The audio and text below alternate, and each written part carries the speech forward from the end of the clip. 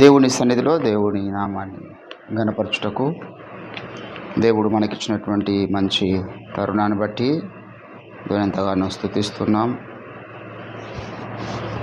దేవుని బిడ్డలారా, మరి ఈరోజు ఉదయకాలము మనం ప్రభు సన్నిధిలో మరి ఆయన శరీర రక్తాల్లో కొన్ని కారణాలను బట్టి ఆయన సన్నిధిలో చేరలేకపోయాం. ఈ సాయంకాల వేళ ఈ రీతిగా సంఘముగా కూడి ప్రభు నామమును గొప్ప చేయుటకు, ఆయన నామాన్ని కీర్తించుటకు, మరి ప్రత్యేకంగా దేవుని యొక్క వాక్యమును ధ్యానించుటకు దేవుడు మనకిచ్చినటువంటి మంచి తరుణమును బట్టి దేవునికి స్తోత్రములు చెల్లిస్తూ ఉంటున్నాం.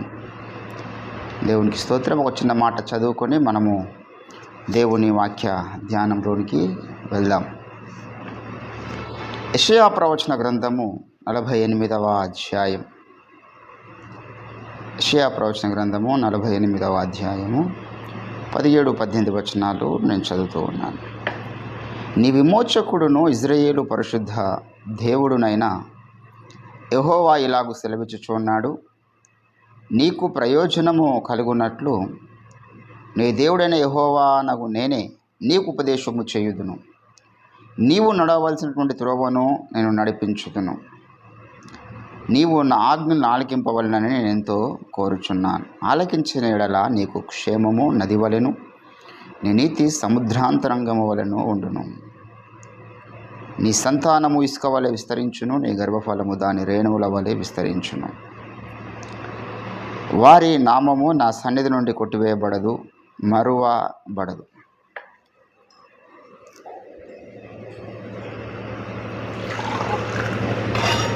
చదవబడినటువంటి లేఖన పరిశుద్ధ భాగమును దేవుడు మన వినికిడిలో ఫలింప చేయునుగాక. చిన్న మాట మనం ప్రార్థన చేసుకుందాం.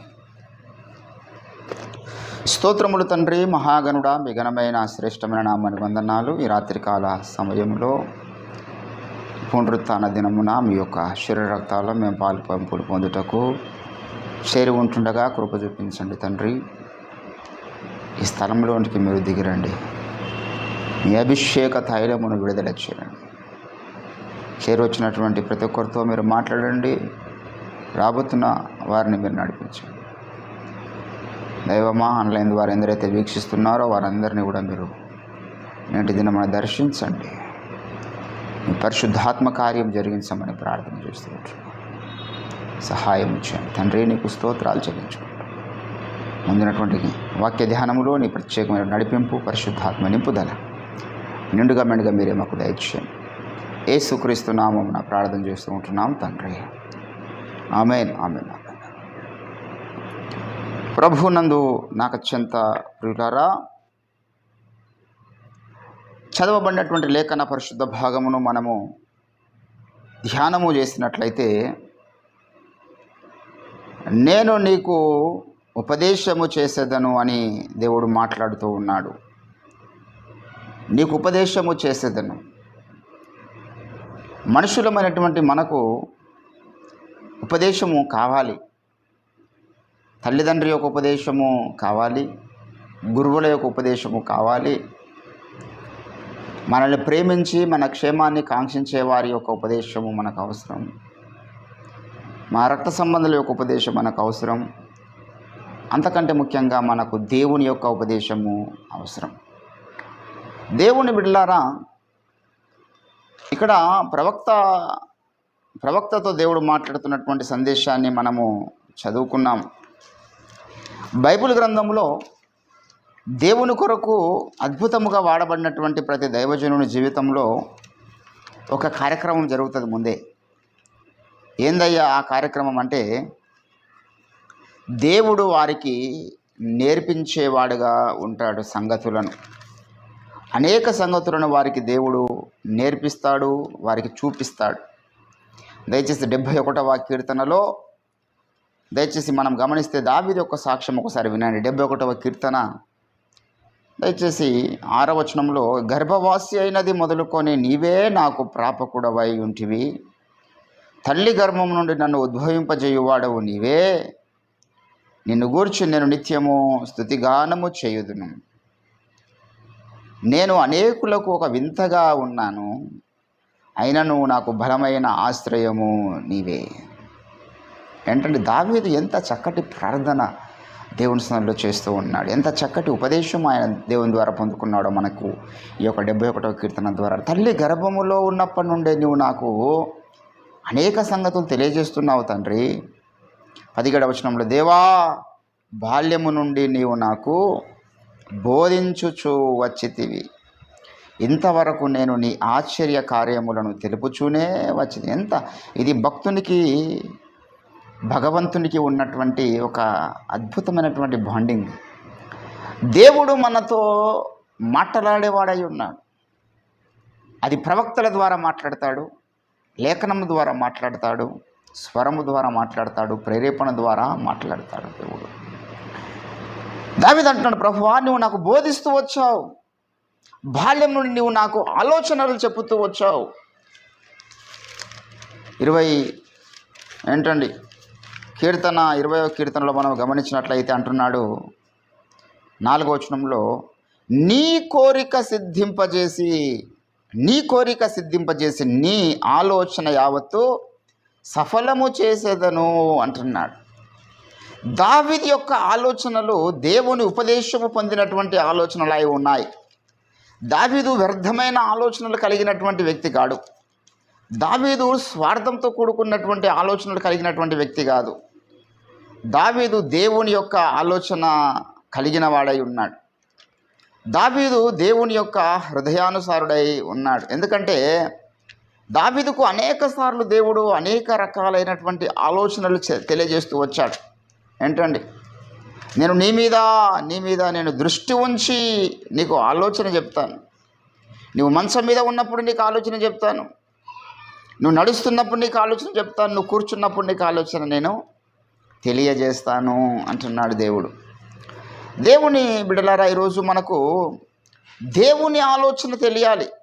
దేవుని ఆలోచననే దేవుని ప్రణాళిక, దేవుని ఆలోచననే దేవుని యొక్క ఉద్దేశం ఈ తరములో. What is the thought of gods? దేవుని యొక్క ఉద్దేశం ఏమిటి? దేవుని యొక్క థాట్ ఏంది? ఏ కార్యక్రమము జరగాలని దేవుడు ఆశపడుతున్నాడో మనము ధ్యానించవలసిన వారమై ఉన్నాం. దేవుని ఆలోచన మనకు కావాలి, దేవుని ఉపదేశం మనకు కావాలి. ఏంటండి, దేవుడు తన ఉపదేశమును నానా సమయములలో నానా రీతులుగా మాట్లాడుతూ తెలియజేస్తూ వచ్చినటువంటి వాడై ఉన్నాడు. యుగముల అంతమందు దేవుడు తన కుమారుని ద్వారా లేఖనము ద్వారా మాట్లాడాడు అనేటటువంటి సందేశాన్ని మనము చూస్తాం. దేవుని బిడ్డలారా, ఈరోజు దేవుని ఉపదేశము చాలామంది తృణీకరిస్తున్నారు. ఏంటండి, దావీదు అంటాడు కదా 50వ కీర్తనలో మనం గమనించినట్లయితే 16వ వచనం, 50వ కీర్తన 16వ వచనంలో ఏమంటున్నాడు? భక్తిహీనులతో దేవుడు ఇలాగూ సెలవిచ్చుచున్నాడు, నా కట్టడలు వివరించుటకు నీకేమి పని? నా కట్టడలు నీవు ఎలా నీ నోట వచిస్తున్నావు? నా నిబంధన నీ నోట ఎట్లా వచించదవేమి? దిద్దుబాటు నీకు అసహ్యము కదా, నీవు నా మాటలను నీ వెనుకకు త్రోసివేసితివి కదా. ఈరోజు ఇటువంటి స్థాయిలో కొన్ని వందల మంది ఉన్నారు. దిద్దుకోవడానికి ఇష్టం లేనటువంటి వ్యక్తులు, అయినా వాక్యం చెప్తారు, అయినా దేవుని గురించి మాట్లాడతారు, అయినా వాళ్ళకున్న ఆసక్తిని చూస్తే మనం పరిశాన్ అయిపోవాలి. అబ్బాయి ఎంత మంచి ఆసక్తి ఉంది భయ్, ఈ అబ్బాయికి ఎంత మంచి ఆసక్తి ఉంది భయ్ అనుకొని బొక్కబోర్ల పడ్డ పాస్టర్లు చాలామంది ఉన్నారు. వాడికి దిద్దుబాటు అసహ్యం, వాడు ఏదైనా చెప్తే వినడు, నేర్చుకోడు, లోబడే మనసు ఉండడానికి, వాడు ఇంకోటి నేర్పించడానికి చూస్తాడు. ఇది సైతాను బుద్ధి. వయసుకు గౌరవించరు వాళ్ళు, అటువంటి వారు ఆత్మీయ తండ్రికి లోబడినటువంటి వారు. దిద్దుబాటు అసహ్యం వారికి. బుద్ధిపూర్వకంగా కృతజ్ఞత రహితంగా జీవిస్తారు వాళ్ళు. పొందినటువంటి మేలులు మర్చిపోతారు వాళ్ళు. దేవుని బిడ్డలారా, ఇక్కడ అంటున్నాడు దేవుడు, నా ఉపదేశము నువ్వు వినకుండా, నా ఉద్దేశము నువ్వు గ్రహించకుండా నువ్వు ఎలా నా నిబంధన వచించదవు? ఏంటండి, నా నిబంధన నీకు వచించమని తెలియజేసిన వాడెవడు? సామెతల గ్రంథం అంతా మనకి ఇస్తున్న సందేశం ఏమిటండి? ఇది ఒకటే సందేశం కదా. సామెతలు 1వ అధ్యాయంలో మనము గమనించినట్లయితే జ్ఞానము గలవాడు 5వ వచనంలో విని పాండిత్యము వృద్ధి చేసుకొనును, వివేకము గలవాడు ఆలకించి నీతి సూత్రములు సంపాదించుకొనును. ఏంటండి, మనం గమనించినట్లయితే 23వ వచనం, నా గద్దింపు విని తిరుగుడి, ఆలకించిన నా ఆత్మ మీ మీద కుమ్మరించదును, నా ఉపదేశము మీకు తెలిపేదను, నేను పిలువగా మీరు వినకపోతే. ఉపదేశం చెప్దామని వస్తే వాడు వినే బుద్ధే లేదు వానికి. ఈరోజు దేవుని బిడ్డలారా, చాలామంది దేవుని ఎరగని వారికి దేవుని యొక్క ఉపదేశం చెప్దామని చూస్తే వానికి వినబుద్ధే లేదు. నువ్వెంతపై నాకు ఆ వేరే మతం చెప్తావు, ఆ దేవుడు ఇది అది, ఆయన ఎట్లా పుట్టిండు, ఆయన కథ ఏంది, ఆయన మన దేశపు దేవుడు కాదు కదా, ఆయన పురుషుని జరగకుండా ఒక ఆడమే కనడం ఏంది, ఇది విపరీతవాదము చేస్తారు, యేసు ప్రభువును దూషిస్తారు. అరే ముందుగా చెప్తున్న ఉపదేశం అయితే వినయ్యా, వినదగునెవ్వరు చెప్పిన వినంతనే వేగపడక అన్నాడు కదా. వినడానికి ఏమవుతున్నది? వినంతనే వేగపడక వివరింపదగును కనికల్లా నిజము తెలిసిన మనుషుడో పో నీతిపరుడు మహిళ సుమతి అని సుమతి శతకంలో బద్దెన గారు రాశారు. మరి ఎందుకు వినడానికి ఎందుకు అంత మరి తిరస్కారం? వాడు వినంగానే నీ మైండ్లో ఏమైనా మారిపోతుందా, నీ హృదయం ఏమైనా వెంటనే మారిపోతుందా? విను, అందరూ చెప్పేది వినాలి, ఎవరేమి చెప్పినా వినాలి. దేవుని బిడ్డలారా, ఈరోజు చాలామంది యేసు ప్రభు యొక్క ఉపదేశమును తృణీకరిస్తున్న వాళ్ళు ఉన్నారు. సువార్తను పూర్తిగా వినకన ముందే తృణీకరిస్తున్న వాళ్ళు ఉన్నారు. యేసు ప్రభు కరపత్రికలు అందుకోగానే, యేసు ప్రభుని కూర్చున్నట్టు వార్త కొంచెం చెప్పంగానే దాన్ని హైడ్ చేస్తూ, ఇగ్నోర్ చేస్తూ జీవిస్తున్న వారు ఉన్నారు. ఒక టైం రాబోచున్నది, ఈ లోకయాత్ర ముగించబడబోతున్నది. నీ యొక్క లోకయాత్ర ముగించబడకపోయినా ఈ లోకమే అంతము కాబోచున్నది. అప్పుడైనా నువ్వు నిలబడాల్సింది ఆ యొక్క ధవలవర్ణుడు రత్నవర్ణుడు అయినటువంటి క్రీస్తు తీర్పు దినాన నువ్వు అక్కడ నిలబడతావు. ఆయన ముందు నువ్వు లెక్క చెప్పుకోవాలి. ఎందుకు ఆ రోజు నా ఉపదేశమును తృణీకరించినావు? ఆ రోజు నా దాసుడు మాట్లాడగా ఎందుకు నువ్వు వినకపోతివి? నా సందేశమును ఎందుకు రప్పించాను కదా, మహాకాశాలు దాటి నా కుమారుని భూమికి పంపించాను కదా, ఆ కుమారుని కూర్చున్నటువంటి సందేశాన్ని నా దీన సేవకులు మీ దగ్గరికి మోసుకొని వచ్చారు కదా, ఎందుకు నా సేవకులను తృణీకరించినారు? ఎందుకు నా యొక్క సందేశాన్ని తృణీకరించినారు? ఎందుకు నా ఉపదేశమును తృణీకరించినారని దేవుడు లెక్క అడగబోచు ఉన్నాడు. ఈరోజు ఉపదేశం ఇష్టం లేనటువంటి మనుషులు అడుగడుగులో ఉన్నారు. దేవుని బిడ్డలారా, నా ఉపదేశము వినుడి. దేవుడు అంటున్నాడు, నేను మీకు సందేశం తెలియజేస్తానయ్యా.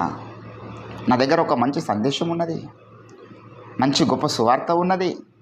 మీకు అవసరమైనటువంటి సందేశం నా యొద్ద ఉన్నది, మీకు అవసరమైనటువంటి ఉపదేశం నా యొద్ద ఉన్నది. కానీ వినే మనసు మీకు లేకపోతే ఎవరేమీ చేయలేరు. దేవుని బిడ్డలారా, ఈరోజు విద్యార్థి ఎవడయ్యా అంటే, ఎవరైతే దేవుని ఆజ్ఞల్ని తీవ్రంగా మరి వాడు ప్రేమించి నెరవేర్చాలనే ఆతృత కలిగి దేవుని యొక్క వాక్యం పట్ల అపారమైనటువంటి గౌరవం ఉండి దేవుని మాటలు వినడానికి ఎవడైతే ఇష్టపడతాడో వాడే రేపటి గురువు ఈ లోకానికి.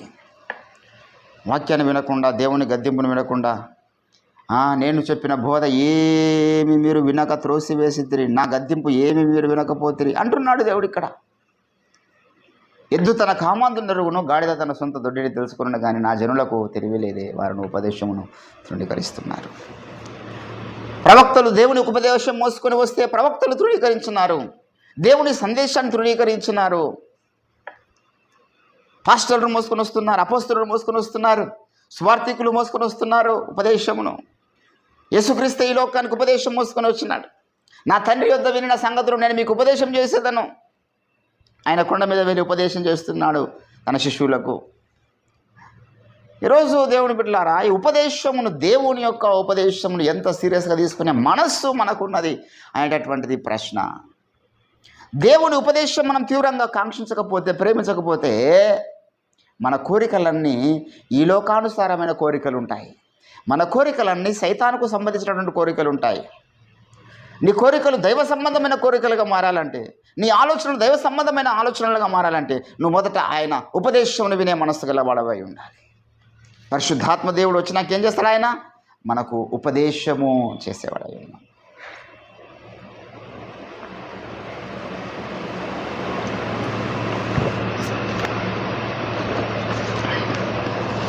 దయచేసి యోహాను సువార్తలో మీరు గమనించినట్లయితే, యోహాను సువార్త 14వ అధ్యాయంలో అదే సందేశము కదా. 14వ అధ్యాయం యోహాను సువార్త దయచేసి 25వ వచనం గమనించండి. నేను మీద ఉండగానే ఈ మాటలు మీతో చెప్పుచున్నాను, ఆదరణకర్త అనగా తండ్రి నా నామమున పంపబోవు పరిశుద్ధాత్మ సమస్తమును మీకు బోధించి అన్నాడు. ఏం చేస్తాడు పరిశుద్ధాత్మ దేవుడు? హి was a teacher. Is a teacher. ఆయన అప్పుడు నేర్పించినాడు, ఇప్పుడు నేర్పిస్తాడు. నేను చెప్పిన సంగతులను మీకు ఆయన బోధించేవాడై ఉన్నాడు. ఆయన ఉపదేశాన్ని విందామా? ఆయన అభిషేకమే అన్ని సంగతులను మనకు బోధిస్తుందంట.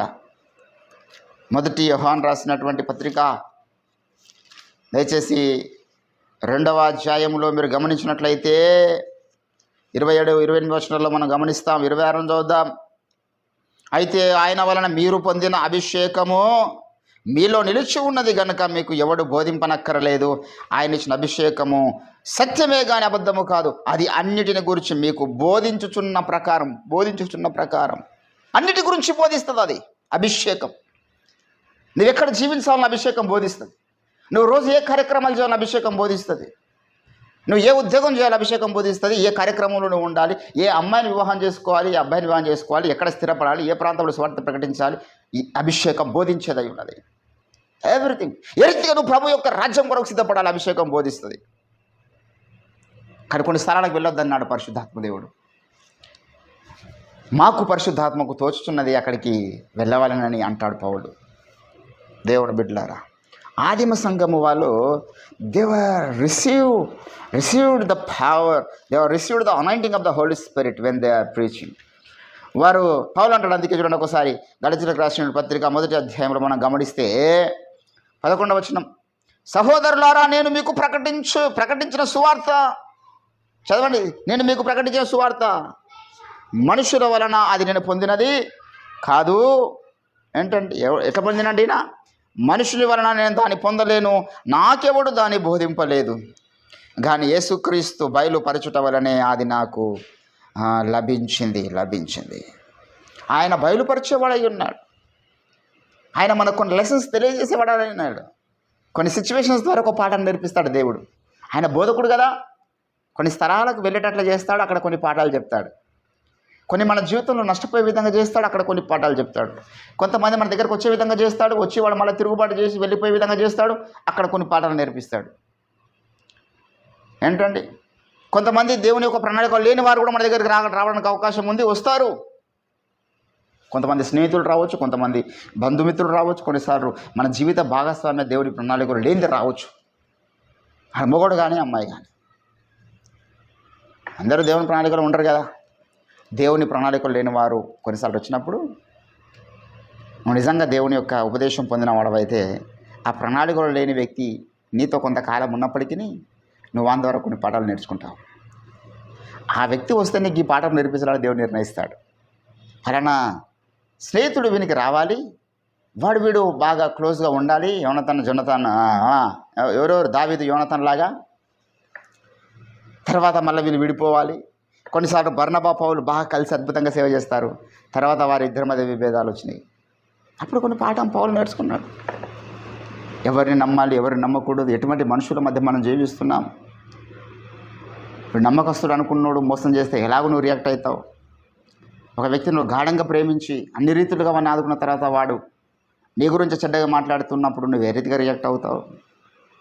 పలానా వాడు నన్ను మోసం చేస్తాడు అనుకోలేనండి, ఇటువంటి అగైత్యానికి వాడు పాల్పడతాడు అనుకోలేనండి. నువ్వు నమ్మి కొన్నిసార్లు వాడు కష్టాలు ఉన్నప్పుడు ఆదుకోవడానికి నువ్వు ప్రయత్నం చేసినావు, ఆదుకోవడానికి వారు సహాయం చేసినావు, వారేమో నిన్ను మోసం చేయడానికి ప్రయత్నం చేస్తున్నారు. అప్పుడు నువ్వు వేరే రియాక్ట్ అవుతావు. అన్నీ గాడ్ ఈజ్ అబ్జర్వింగ్ ఎవ్రీథింగ్. అక్కడ కొన్ని పాఠాలు నేర్పిస్తాడు దేవుడు. మొన్న నాకు ఒక మిత్రుడు కలిశాడు. ఆయన ఏమంటాడంటే కనీసం లేదన్నా ఆయనకు ఒక 50 కోట్ల ప్రాపర్టీ ఉంటుంది. తక్కువనా 50 కోట్ల ప్రాపర్టీ. కానీ ఆయన ఎవరికి డబ్బులు ఇవ్వడు. చాలా సంపాదిస్తాడు, ఎవరికి డబ్బులు ఇవ్వడు.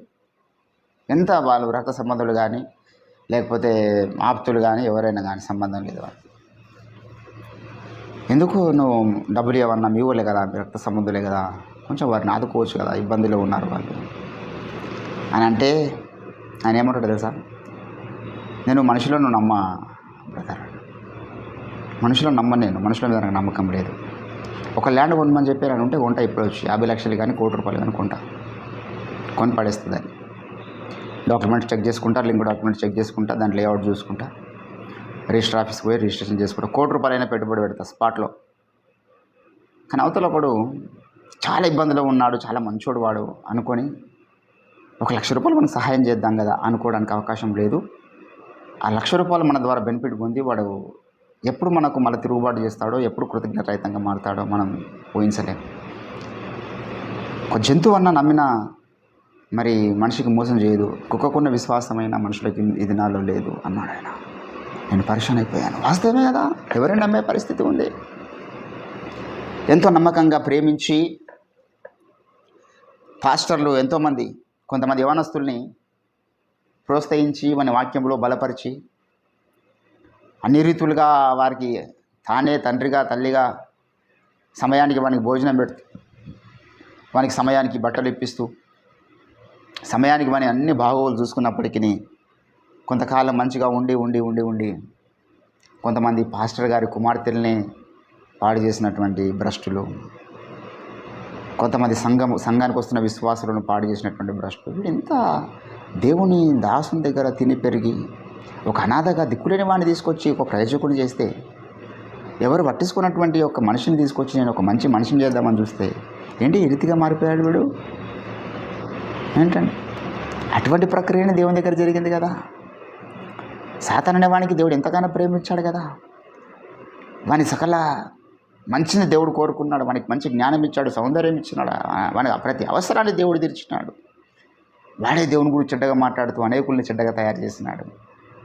అప్పుడు దేవుడు ఏ రీతిగా రియాక్ట్ అయ్యాడో అట్లా మనం రియాక్ట్ అవ్వడానికి కొన్నిసార్లు అటువంటి మనుషులను కూడా మన జీవితంలోనికి దేవుడు నడిపిస్తాడు. మనము సరే దేవుని ప్రేమను చూపించాలి, కొంతమంది అనాథని మనం ఆదుకోవాలి కదా. దిక్కులేని వారిని ఆదుకోమన్నాడు, విధవరాలను ఆదుకోమన్నాడు దేవుడు. చిన్న చూపు చూడొద్దన్నాడు వారిని, తండ్రి లేని వారిని, తల్లి లేని వారిని, భర్త లేని వారిని. మనం పాజిటివ్ మైండ్లో వెళ్తాం. ఆ వచ్చిన మనుషులేమో మన ద్వారా సహాయం పొంది మేలులు పొంది కృతజ్ఞత రహితులుగా మారతారని అంత్య దినాలు ఇది ఒక సూచన ప్రభు అక్కడక్కడని తిమోతికి రాసిన పత్రికలు చెప్పినాడు. అనేకుల ప్రేమ చల్లారిపోతుంది, నమ్మకత్వం ఉండదు. అంటే కొంతమంది మనుషుల ద్వారా కొన్ని పాఠాలు, కొన్ని పరిస్థితుల ద్వారా కొన్ని పాఠాలు, కొన్ని స్థలాల ద్వారా కొన్ని పాఠాలు, జీవితంలో ఎదురవుతున్నటువంటి ప్రతి సమస్య ద్వారా కొన్ని పాఠాలు దేవుడు నేర్పిస్తాడు మనకు. ఆయన ఉపదేశాలు మనం కేవలం బైబిల్ ద్వారా మాత్రమే కాదు నేర్చుకోవాల్సింది. గతకాలపు జీవిత వ్యధలన్నీయు నేటి మధుర గీతములాయెను ప్రభు, మేలాయెను ప్రభు శ్రమనుందుటని దాసునికెంతో మేలాయెను ప్రభు. గతకాలపు జీవిత వ్యధలన్నీ నేటి మధుర గీతములు అయిపోయినాయి అన్నాడు ఆయన. అరే అప్పుడు గాయాలు కదా, గాయపరిచినారు కదా నీకు అంటే ఒక మధుర గీతం వచ్చింది ఆ గాయాల నుంచి. కొంతమంది నేను శ్రమ పెట్టారు కదా, ఆ శ్రమల నుంచి ఒక పాఠం వచ్చింది నా జీవితంలో. నా భార్య నన్ను మోసం చేసి వెళ్ళిపోయింది కదా, ఒక గ్రంథం వచ్చింది అందులో నుంచి. అరే వాట్ ఏ వండర్ఫుల్. ఈరోజు దేవుని బిడ్డలారా, దేవుని సువార్త పనిలో వెళ్తున్నటువంటి మనము పొందవలసినటువంటి ఉపదేశాలు అనేక కోణములలో ఉంటాయి. బైబుల్ ద్వారా టీచింగ్స్ ద్వారా నేర్చుకునే ఉపదేశాలు కొన్ని అయితే, ప్రాక్టికల్స్ ద్వారా నేర్చుకునే ఉపదేశాలు కొన్ని ఉంటాయి. అనుభవంతో కూడుకున్నటువంటి సందేశాలు వెళ్ళాలి ఈరోజు లోకంలోనికి. బిబ్లికల్ టీచింగ్ ఎవడైనా చేయగలుగుతాడు, సైతాన్ కూడా చేస్తాడు బిబ్లికల్ టీచింగ్. మనకన్నా ఎక్కువగా ఈరోజు మంచి ఇస్లాం స్కాలర్స్ బిబ్లికల్ టీచింగ్ చేస్తున్నారు. బైబిల్ గురించి వందల స్క్రిప్చర్స్ వాళ్ళు కూడా చూడకుండా చెప్తారు. బిబ్లికల్ టీచింగ్ ఏమని కావాలండి? అనుభవ జ్ఞానంతో కూడుకున్న మాటలు కావాలి. ఈరోజు మా దైవజనులు లోఫిరాయ్ గారు అనుభవంతో కూడుకున్నటువంటి సందేశాలు ఆయన గ్రంథాలు చదవమని తెలుస్తుంది. బిబ్లికల్ టీచింగ్ కాదు అది, అనుభవంతో కూడుకున్న సందేశాలు. భక్తునికి భగవంతుని మీద ఉన్నటువంటి హృదయంలో నిండు ప్రేమనే ఒక సూత్రం అన్నాడు ప్రమాణ వాక్యం అనేటువంటి గ్రంథంలో. ఈరోజు చాలామంది దేవుని చిన్న చిన్న మరి ఏమంటారు వాళ్ళంటే అడ్రస్ లేనటువంటి మనుషులు, బచ్చగాళ్ళు. వాళ్ళు 4-5 సంగతులు తెలవంగానే సేవకుల మీద తిరుగుబాటు చేయడం, నువ్వేంది నాకు చెప్పేది, నేనేంది నీకు చెప్పేది, నువ్వెంతనో నేనెంత. ఇటువంటి చీకటి మనుషులు అల్లాడుతున్నారు అక్కడక్కడ. సాతాను మనుషులు అల్లాడుతున్నారు. గర్వం వారిని ఏం చేసిందంటే భ్రష్టులను చేసింది. సబ్జెక్ట్ నాలెడ్జ్ ఉండొచ్చు వానికి, దట్స్ ఎవ్రీథింగ్ ట్రాష్, అది చెత్త. అది సబ్జెక్ట్ నాలెడ్జ్. అనుభవ జ్ఞానం కావాలి, ప్రార్థన జీవితంతో కూడుకున్న సందేశాలు కావాలి, హృదయ నింపుదలతో కూడుకున్నటువంటి పరిశుద్ధాత్మ నింపుదలతో కూడుకున్న సందేశాలు కావాలి ఈరోజు సమాజానికి. బిబ్లికల్ థియరీ పనిచేయదు. బైబిల్ కాలేజీలలో వెళ్ళి బిబ్లికల్ థియరీ నేర్చుకొని వస్తున్నారు చాలామంది. బయటకు వచ్చిన తర్వాత ఇక్కడ అనుభవాలు వేరేగా ఉంటాయి. అక్కడనేమో పలానా సూత్రాలను బట్టి పలానా సబ్జెక్టు, ఒక్కో సబ్జెక్టు ఒక్కో రీతిగా, ఈ బీటీహెచ్లో ఇది, ఆర్టీహెచ్లో ఇది, చాలా సబ్జెక్ట్ నేర్చుకోవచ్చు. చాలా భాషలు నువ్వు చెప్పడానికి మంచి ట్రైనప్ అయి ఉండొచ్చు. యాజ్ ఏ స్పాట్లను వెళ్ళిన తర్వాత కొంతమంది నీకు ఎదురైనప్పుడు ఏ రీతిగా వారిని ఎదుర్కోవాలి, కొంతమంది నీకు స్వార్థను అడ్డగించడానికి వచ్చినప్పుడు, ఒక నాస్తికుడు నీకు ఎదురైనప్పుడు వాడిని ఏ రీతిగా ఎదుర్కోవాలి. ఒక ఆస్తికుడు ఎదురైనాడు కానీ వారికి ఇంకో మతం మీద అభిప్రాయం మంచిగా ఉన్నది, మన మతం మీద అభిప్రాయం మంచిగా లేదు, వాడిని ఏ రీతిగా ఎదుర్కోవాలి. కొంతమంది చట్టంను వ్యతిరేకించేటటువంటి వాళ్ళు వస్తారు, అప్పుడు నీకు చట్టం తెలవాలి. సమస్త విధములైన జ్ఞానం. చట్టాన్ని వాడుకుంటూ కొన్నిసార్లు సువార్త చెప్పాలి, ఆ దేశంలో ఉన్నటువంటి మత గ్రంథాలను వాడుకుంటూ కొన్నిసార్లు సువార్త చెప్పాలి, కొన్నిసార్లు మన కామన్ సెన్స్ని ఉపయోగించి సువార్త చెప్పాలి, కొన్నిసార్లు హ్యూమరస్గా ఆడుతూ పాడుతూ నవ్వుతూ సువార్త చెప్పాలి, కొన్నిసార్లు ఏడుస్తూ సువార్త చెప్పాలి, కొన్నిసార్లు తీవ్రమైనటువంటి ఆగ్రహంతో సువార్త చెప్పాలి. సిచ్యువేషన్ని బట్టి ఉంటుంది. ఇది అనుభవ జ్ఞానంతో కూడుకున్నటువంటి సందేశం. ఏంటంటే దేవుని బిడ్డలారా, ఈరోజు నేను మనం గమనించాల్సినటువంటి విషయం ఏంటి, ఏ రీతిగా ఈరోజు మనం దేవుని యొక్క ఉపదేశాన్ని పొందుతున్నాం. అసలు దేవుడు మనకు ఒక మాస్టర్గా ఉన్నాడా? నీకు దేవుడే ఉపదేశకుడు ఉంటే నీకు మొదట ఆయన ప్రార్థన జీవితాన్ని నేర్పిస్తాడు. This is the first step. ప్రార్థన జీవితం నేర్పిస్తాడు. నమ్మకంగా ఆయన సన్నిధిలో గడపడానికి నీకు ఆయన నేర్పిస్తాడు. ఎందుకంటే అక్కడనే కదా ఉపదేశం చేసే స్థలం. దావీదు దినానికి 3 దేవుని సన్నిధిలో గడుపుతున్నాడు. దానియేలు 7 సార్లు దేవుని సన్నిధిలో గడుపుతున్నాడు. దానియేలు 3 దేవుని సన్నిధిలో గడుపుతున్నాడు. వారు దేవుని ఉపదేశం పొందుకున్నారండి. ప్రార్థన గదిలో పొందుకున్నారు దేవుని ఉపదేశం, వాక్య ధ్యానంలో పొందుకున్నారు దేవుని ఉపదేశాలు. లౌకికాత్మ ద్వారా పొందుకున్నటువంటి ఉపదేశం కాదు అది, పరిశుద్ధాత్మ ద్వారా పొందుకున్న ఉపదేశాలు అవి. విద్య లేని పామరులు వీళ్ళు నోరు తెరిచి సువార్త చెప్తే ప్రాంతాలు కదిలించబడ్డాయి. బిబ్లికల్ నాలెడ్జ్తో జరిగిందా మొదటి అద్భుత కార్యం, మొదటి ఉజ్జీవం ఆ పెంతెకొస్తు దినాన? There is not a biblical knowledge. అనుభవ జ్ఞానంతో కూడుకున్నటువంటి సందేశాలు, విశ్వాసంతో కూడుకున్న సందేశాలు. దేవుని బిడ్డలారా, ఈరోజు నేను మనం గమనించాల్సిన విషయం ఏంటంటే, దేవుని ఉపదేశాన్ని ఎన్ని కోణాలు పొందుకోవడానికి అవకాశం ఉన్నదో అన్ని కోణములలో పొందుకోవడానికి మనం ట్రైనప్ అవ్వాలి. ప్రభువా, బాల్యం నుండి నీవే నాకు బోధకుడు అవ్వని దావీదన్నాడు. నాకు ఒక మంచి మాస్టర్గా నువ్వు ఉండండి, ఒక మంచి ఉపదేశకుడుగా బోధకుడుగా నువ్వు నాకుంటే నేను చెడిపోను ప్రభువా. బోధకుని పట్ల అపారమైన గౌరవము, పదాభివందనం చేసేటటువంటి వినయ మనసుకున్నటువంటి విద్యార్థులు సక్సెస్ఫుల్ అయినారండి వారి జీవితాల్లో. బోధకులను చుచర చేసి చిల్లర చేసి, టీచర్లను కామ చూపుతో చూసి, మాస్టర్స్ని చీఫ్గా ట్రీట్ చేసి ఎవడు జీవితంలో బాగుపడలే. లాస్ట్కొస్తే పిచ్చపాటి కార్యక్రమాలు చేసుకుంటూ జీవితంకి అంతమైపోతున్నారు వాళ్ళు. గురు బ్రహ్మ, గురు విష్ణు, గురుదేవో మహేశ్వర, గురు సాక్షాత్ పరబ్రహ్మ, తస్మహే శ్రీ గురువే నమః అన్నారు. గురువును ఒక పరబ్రహ్మ లాగా చూసిన వ్యక్తి ద్వారా ఫెయిల్ అయిపోతారా వారి జీవితంలో? శాపానికి గురవుతారా వాళ్ళు? గురువుల మీద చుచర పనులు చేస్తూ, గురువులకి ర్యాగింగ్ చేస్తూ, ఏంటంటే ఎన్ని చూస్తున్నాం ప్రతిరోజు, ఎన్నో వస్తున్నాయి వెలుగులోనికి. నిన్నాక మొన్న ఎక్కడో ప్రాంతం తెలియదు, టీచరు రోడ్ పట్టు నడుచుకుంటూ వెళ్తూ ఉంటే ఇంటర్మీడియట్ అబ్బాయి, డిగ్రీ అబ్బాయి వెనక నుంచి పోయి ఆమెను పట్టుకొని హరాస్మెంట్ చేస్తున్నాడు, మిస్బిహేవ్ చేస్తున్నాడు ఆ యొక్క టీచర్ పట్ల. Teacher, not a student. ఇటువంటి మూర్ఖులు వాడి జీవితంలో సక్సెస్ అవుతారా? జీవితానికి సరిపోయేటంత శాపాన్ని ఒక క్షణంలో మూటాడుతున్నాడు. ఒకటే క్షణంలో జీవితానికి సరిపోయేటంత శాపం. మరి భౌతిక సంబంధమైన గురువుల పట్ల అట్లా చేసినోనికే శాపం ఉంటే, ఆత్మ సంబంధమైన గురువులు ఉన్నారు కదా, మరి వారి పట్ల మనం చుచూర పనులు చేస్తూ, వారి గురించి చెడ్డగా వారి దగ్గర ప్రవర్తిస్తూ, వారి గురించి చెడ్డగా బయటపై మనం మాట్లాడితే వాడి జీవితానికి సరిపడే శాపాన్ని మూట కట్టుకోడా? మంచిగా కట్టుకుంటాడు, పెద్ద మూట కట్టుకుంటాడు. దైవజనుల గురించి చెడ్డగా మాట్లాడుతున్నవాడు, దైవజనుల మీద చాడీలు చెప్పేటటువంటి వాడు జీవితానికి సరిపడేంత శాపం కట్టుకుంటాడు మూట.